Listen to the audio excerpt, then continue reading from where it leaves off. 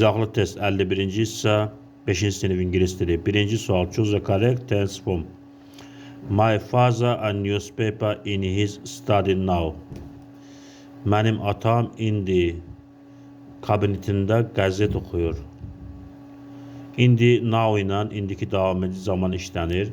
İndiki davam edici zamanda burada iki bənd var. Is reading, are reading. My father üçüncü şəxsin təki olduğu üçün is işlənir ondan. Is reading doğru cavabdır. A bəndi doğru cavabdır. İkinci sual. Make up a sentence. Cümlə düzəldin. At the corner the school is off the street.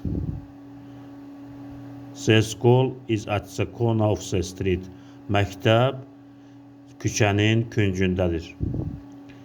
The school is 2-3 1 4. A bəndi doğru cavabdır. Üçüncü sual. Choose the correct preposition. Düzgün söz örnəklərini seçin.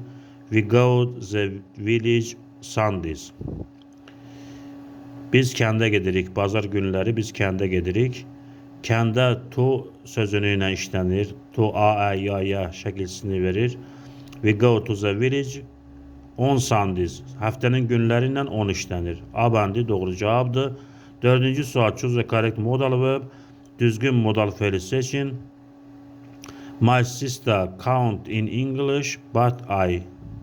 Lakin mən qoyaq yerinə. My sister can't count in English. Mənim bacım İngilis dilində saya bilmir.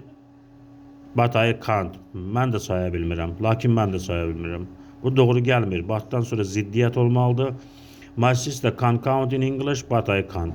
Mənim bacım İngilis dilində saymağı bacarır. Lakin mən bacarıram. Bu da doğru gəlmir. My sister can count in English but I can't. Mənim bacım İngilis dilində saymağı bacarır. Lakin mən bacarmıram. C bəndi doğru cavabdır. 5-ci sual. Choose the correct question. Düzgün sual cümləsini seçin. How many days are there in a week?